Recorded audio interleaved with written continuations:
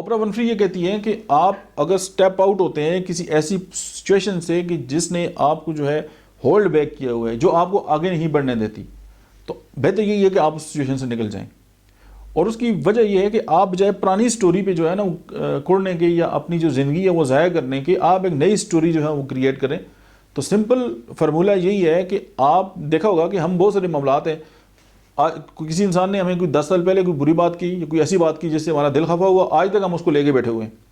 किसी इंसान ने हमारे साथ कोई इस तरह का मामला किया, हम आज तक गिन रहे हैं यार उसने तो मेरे साथ ये किया था। और आप अक्सर ये देखें कि जब शादी ब्याह का मौका आता है तो वो पुरानी सारी जो पटारियाँ वो खुल जाती हैं और किताबें कि यार उसने तो मेरे साथ ये किया था। अब ये वो सारी वो बातें हैं कि जिसमें हम फंसे हुए हैं और ये बातें हमें आगे बढ़ना जो है वो नहीं दे रही। तो अगर हम चाहते हैं कि हम ज़िंदगी में आगे बढ़ें, अगर हम ये चाहते हैं कि हम जो एक नई स्टोरी क्रिएट करें और अपनी जो लाइफ है उसकी जो मेमोरीज़ हैं वो बड़ी खूबसूरत हों, तो फिर हमें पुरानी बातों को छोड़ के जो है वो एक नई तरफ जो है वो जाना होगा।